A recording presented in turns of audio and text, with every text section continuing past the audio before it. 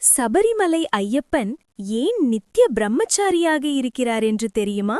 இதற்கு காரணம் ஒரு பெண் தேவதை அவரிடம் கொண்ட தூய்மையான காதல்தான். ஐயப்பன் மகிஷியை கொன்றபோது அந்த அரக்கியின் உடலிலிருந்து லீலாவதி என்ற அழகான தேவதை வெளிப்பட்டாள்.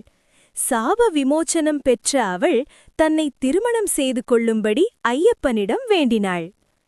ஆனால் தான் இந்த உலகிற்கு வந்த நோக்கம் பக்தர்களை காப்பதே என்றும் அதனால் பிரம்மச்சாரியாக இருக்க விரும்புவதாகவும் ஐயப்பன் கூறினார்.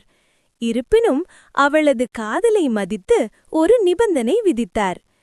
எந்த வருடம் என்னை தேடி கன்னிச்சாமிகள் வராமல் இருக்கிறார்களோ அன்று உன்னை திருமணம் செய்து கொள்கிறேன் என்றார் ஐயப்பன்.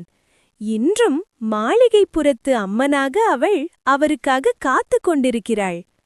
ஒவ்வொரு வருடமும் ஆயிரக்கணக்கான கன்னிச்சாமிகள் வருவதால் ஐயப்பனின் பிரம்மச்சரியமும் தொடர்கிறது, அந்த தேவதையின் காத்திருப்பும் தொடர்கிறது.